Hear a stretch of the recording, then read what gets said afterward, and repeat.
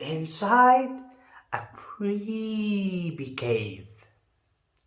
There is an adventurer. The adventurer is inside the creepy cave. The cave is so dark and creepy.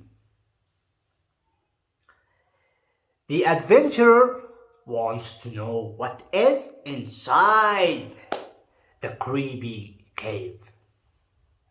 He is so curious. His clothes are all black. His beanie, shirt, jacket,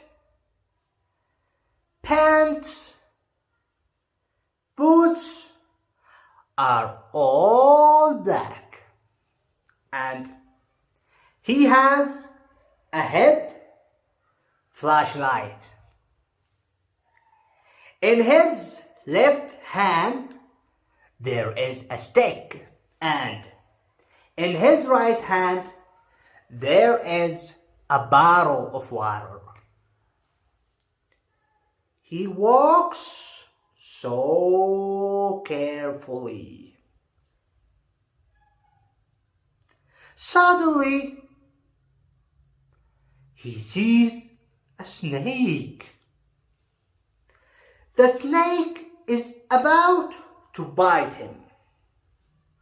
Then he fights and fights and fights the snake until he kills the snake.